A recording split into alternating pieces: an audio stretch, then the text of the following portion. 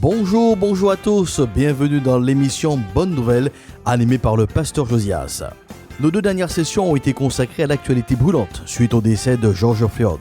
Pour que la dernière phrase de George Floyd, I can't breathe, je ne peux pas respirer, ne se répète pas dans un autre drame, je vous invite à respirer pour l'humanité.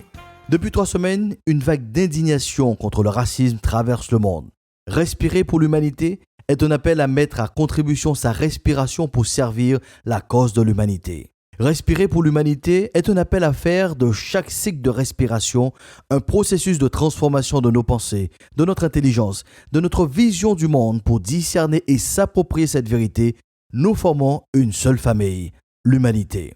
Chaque inspiration d'air doit nous imprégner des vraies valeurs de la vie.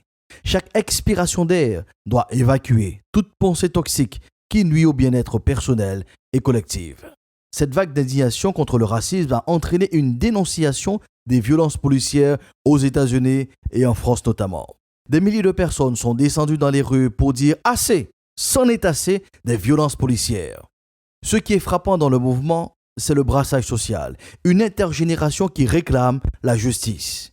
Justice pour George Floyd, justice pour Adama. À mon tour de rajouter justice pour la police. En réclamant la justice pour la police, je ne nie pas l'existence des violences policières. En tant que citoyen du monde, en tant qu'homme de foi, je condamne toute forme de violence policière, tout abus de pouvoir dans l'exercice de cette fonction. En réclamant la justice pour la police, le pasteur Josias vous invite à l'exercice du discernement. Tous les policiers ne sont pas des directs chauvins. Tous les policiers ne sont pas racistes. Tous les policiers ne sont pas impliqués dans les violences policières. En prenant position pour les victimes du racisme, en réclamant que la justice s'applique face aux violences policières, nous ne devons pas nous retrouver dans l'autre extrême, où tous les policiers seraient injustement qualifiés de racistes ou d'officiers violents.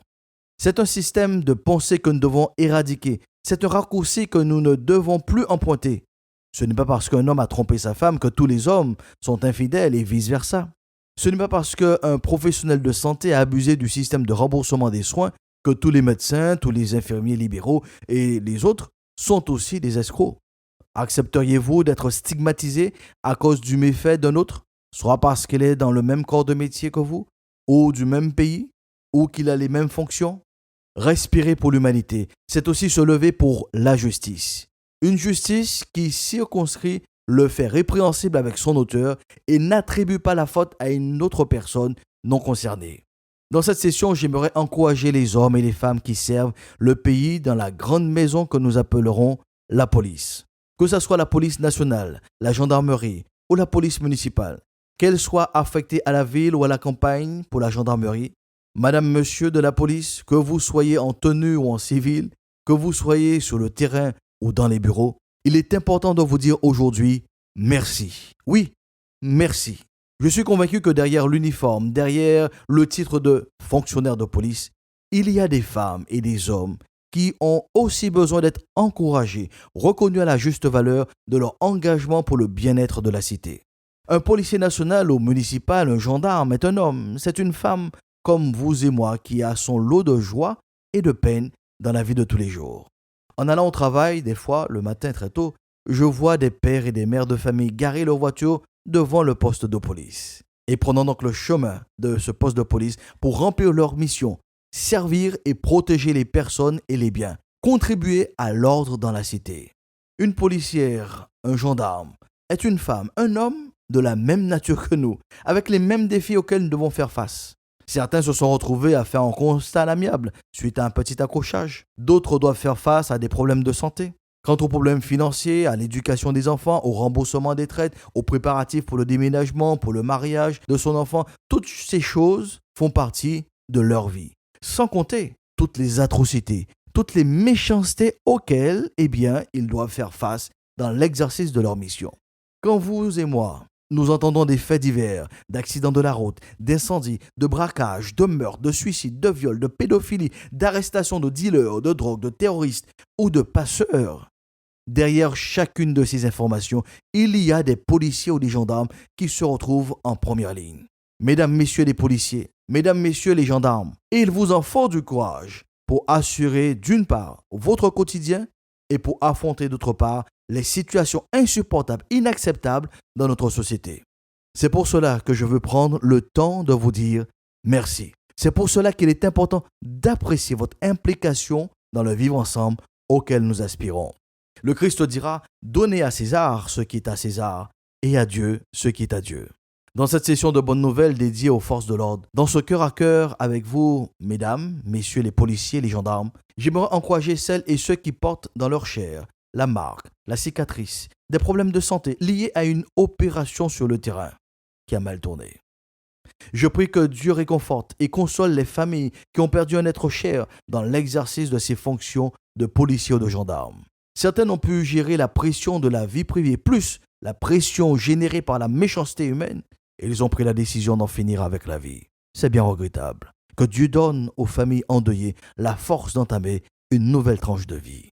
Permettez que je partage avec vous une réflexion émanant d'un officier de police. Tu as 9 ans. Je porte ton corps d'enfant et je le dépose sur la civière, sous les cris de ton père. Sa fille unique est décédée, mais je ne suis qu'un policier. Tu as 20 ans. Ton conjoint si violent a fait de toi son jouet sur lequel il se défoulait. Tu as décidé de le quitter, alors il t'a poignardé. Mais je ne suis qu'un policier. Tu as 30 ans. Il était ton amant. Tu voulais une autre vie. Il t'a brûlé une nuit. C'est ton corps carbonisé dans ta chambre qu'il a laissé. Je n'ai pu que constater.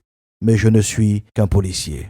J'ai reçu des coups et des projectiles roulés à tombeau, ouverts dans la ville. J'ai entendu les insultes, les invectives, interpellé des individus en récidive. La mort plusieurs fois frôlée, mais je ne suis qu'un policier. Je travaille pour votre sécurité, aux dépens de mon intégrité, protéger les personnes et les biens. C'est pourquoi je me lève le matin. Voir le sourire d'une victime quand l'auteur de son crime est identifié et interpellé, c'est la joie de mon métier.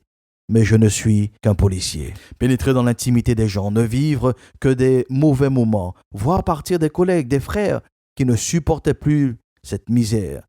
Sous toutes ses formes, j'ai vu la mort. L'état dans lequel elle laissait les corps décomposés, déchiquetés, putréfiés, noyés, pendus, défenestrés, assassinés. Il a fallu tout supporter, soutenir des familles endeuillées, mais je ne suis qu'un policier. Jour de l'an et Noël, pour que vos fêtes soient belles, je sacrifie les miennes, que je passe au son des sirènes, dans la procédure pénale, loin du cocon familial. Mais je ne suis qu'un policier. Une grande famille que cette maison. On ne choisit pas sa composition. Pour quelques mauvais fils, tous les enfants en pâtissent. L'oubli est facile et immédiat. Quand bercé au son des médias, le peuple trouve un bouc émissaire à tous les maux de la terre. Je suis policier, mais je suis fatigué. Certains d'entre vous sont certainement fatigués, car cela fait des années que la pression ne diminue pas. Certains sont fatigués moralement, psychologiquement de voir la déchéance, cette décadence de la société. Ne basculez surtout pas dans l'indifférence, dans l'insensibilité, dans la routine. Gardez à l'esprit que la mission que vous accomplissez à l'égard de la population contribue au projet de paix et de bonheur que Dieu a pour notre pays, selon les déclarations de Saint Paul en Romains chapitre 13.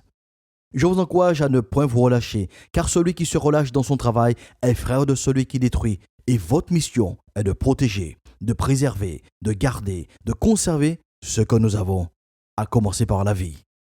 Rappelez-vous des convictions, des valeurs qui vous ont conduit vers ce métier de service, d'abnégation. Rallumez cette flamme en vous si elle veut s'éteindre.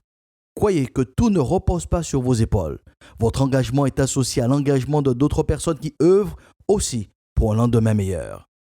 Madame, monsieur de la grande maison police, permettez que je partage avec vous un principe biblique qui m'aide dans ma propre mission. Il s'inspire de l'histoire de Gédéon en Juge 8. Gédéon est donc à la poursuite de l'ennemi. Il est dit au verset 4, « Gédéon arriva au Jourdain et il le passa, lui et ses 300 hommes qui étaient avec lui, fatigués, mais poursuivant toujours. » Malgré la fatigue, poursuivez la mission. Malgré la fatigue, poursuivez votre implication dans la société. Elle payera toujours. Le Christ lui-même s'est retrouvé dans une situation où il avait le choix d'abandonner sa mission, d'emprunter la voie de la facilité. Mais par amour pour l'humanité, spécialement pour vous, madame, pour vous, monsieur, il a été jusqu'au bout de sa mission qui s'appelait Golgotha. Ce choix a donné la plus belle expression d'amour qui se trouve en Jean 3,16. Car Dieu a tant aimé le monde qu'il a donné son Fils unique, afin que quiconque croit en lui ne périsse point, mais qu'il ait la vie éternelle. Que vous soyez de la police nationale, de la gendarmerie ou de la police municipale, madame, monsieur, sachez que Dieu vous aime. Nous sommes arrivés au terme de cette session Bonne Nouvelle. Retrouvez-la sur la page YouTube du Pasteur Josias.